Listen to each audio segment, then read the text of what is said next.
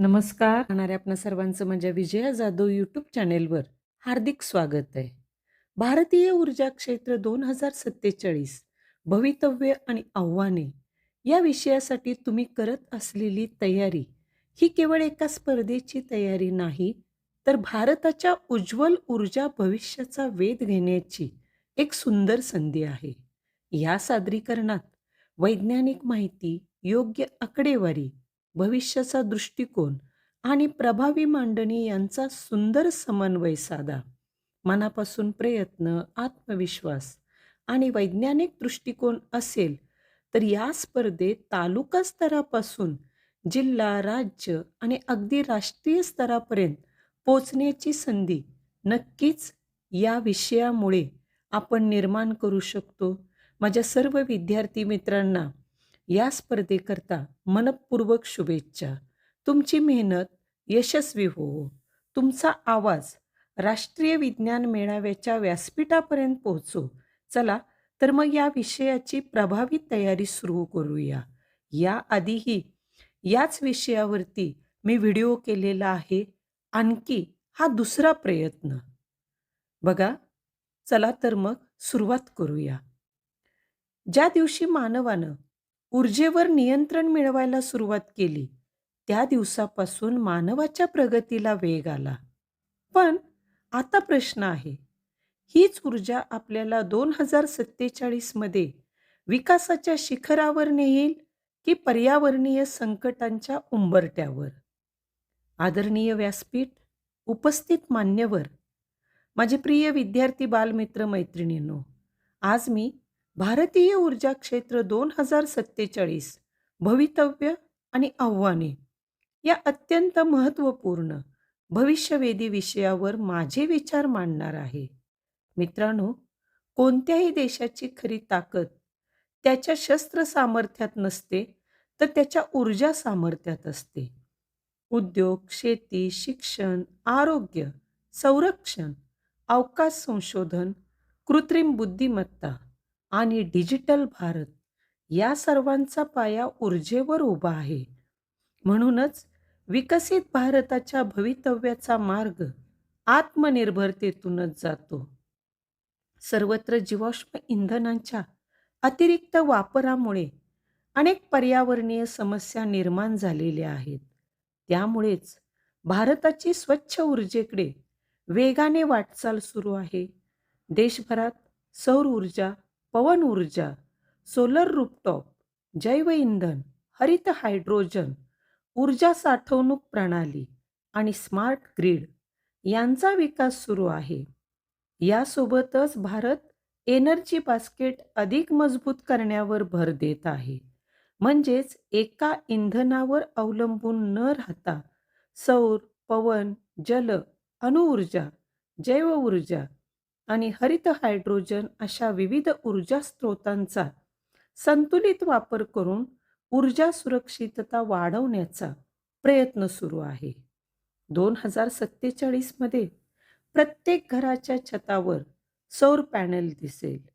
प्रत्येक गाव स्मार्ट ऊर्जा गाव, प्रत्येक शेतात सौर पंप, इलेक्ट्रिक वाहने सर्वत्र धावताना दिसतील आणि हरित हायड्रोजन उद्योगांना नवी ऊर्जा देईल. कृत्रिम बुद्धिमत्ता आणि स्मार्ट ग्रिड यांच्या मदतीनं विजेचा कार्यक्षम वापर होईल. सामान्य नागरिक ऊर्जा उत्पादन बनेल. यामुळे रोजगार निर्माण होतील. संशोधन, बॅटरी तंत्रज्ञान, इलेक्ट्रिक वाहन उद्योग आणि हरित ऊर्जा क्षेत्रात भारत जगातील आघाडीच्या देशांमध्ये स्थान मिळवू शकतो. परंतु मित्रांनो, 2047 मध्ये आपण 30 ते 35 वर्षाचे असू आणि विकसित भारताची जबाबदारी आपल्या खांद्यावर असेल. मात्र प्रत्येक मोठ्या स्वप्नांच्या वाटचालीत अनेक मोठी आव्हानेही दडलेली असतात. पहिले आव्हान, वाढती ऊर्जा मागणी. भारताची लोकसंख्या, शहरीकरण आणि औद्योगिकरण वाढत आहे. घरगुती उपकरणे, वातानुकूलन, इलेक्ट्रिक वाहने, उद्योग आणि कृत्रिम बुद्धिमत्ता यासाठी भविष्यात मोठ्या प्रमाणात वीज लागणार आहे. म्हणूनच 2047च्या भारताला पुरेशी, विश्वासार्ह आणि परवडणारी ऊर्जा हवी.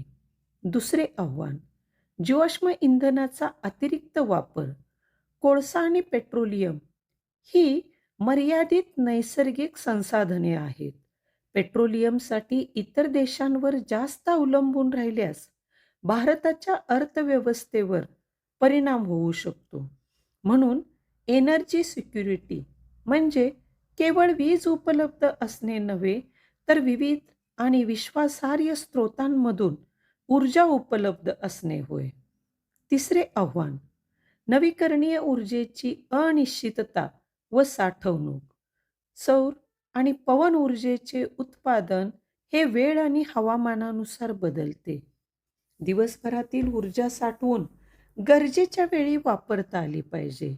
म्हणून मोठ्या प्रमाणावर स्मार्ट ग्रिड आणि एनर्जी स्टोरेज आवश्यक आहेत.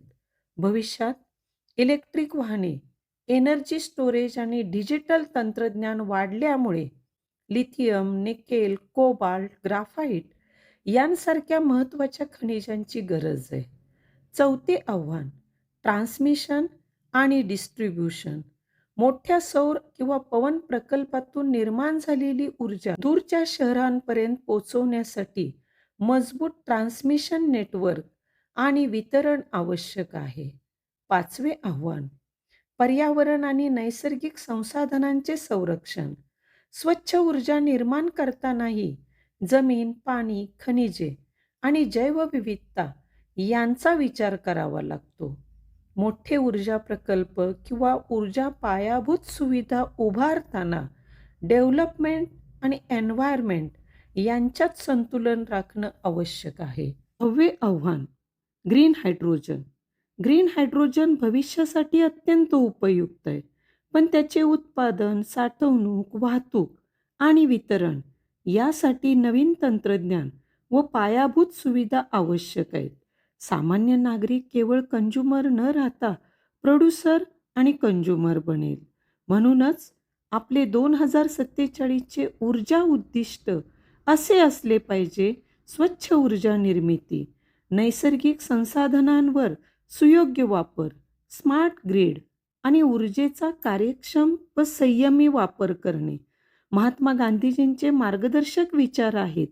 निसर्गामध्ये तुम्हाला सर्व काही मिळेल, परंतु ते ओरबाडून घेऊ नका. त्याचा संयमाने वापर करा. मित्रांनो, आज आपण वाचवलेली प्रत्येक युनिट ऊर्जा, वैज्ञानिक संशोधन आणि ऊर्जा जागरूक विद्यार्थी हा 2047च्या भारतासाठी केलेला एक संकल्प आहे. भविष्य आपल्याला तयार मिळत नाही, ते आपण घडवतो. चला, आपण संकल्प करूया, स्वच्छ ऊर्जा स्वीकारूया, निसर्गाचं रक्षण करूया आणि विकसित भारताच्या ऊर्जा क्रांतीत योगदान देऊया. 2047चा भारत, ऊर्जा स्वावलंबी भारत. धन्यवाद. जय हिंद. आपण सर्वांनी हा व्हिडिओ शेवटपर्यंत पाहिला याबद्दल मनपूर्वक धन्यवाद. आपण माझ्या चॅनेलवर नवीन असाल तर चॅनेलला सबस्क्राईब करा आणि पूर्वीचेच असाल तर बेल आयकॉन प्रेस करा, म्हणजे नवनवीन व्हिडिओचं नोटिफिकेशन तुम्हाला सर्वात आधी तुमच्या मोबाईलवर पाहायला मिळेल.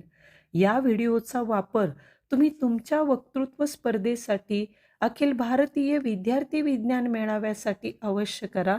तुम्हाला तालुका स्तरापासून राष्ट्रीय पातळीपर्यंत जाण्यासाठी मनपूर्वक हार्दिक शुभेच्छा.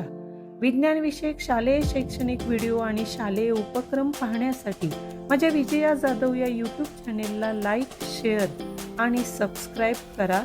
हा व्हिडिओ तुमच्या मित्रपरिवारामध्ये जरूर शेअर करा. धन्यवाद.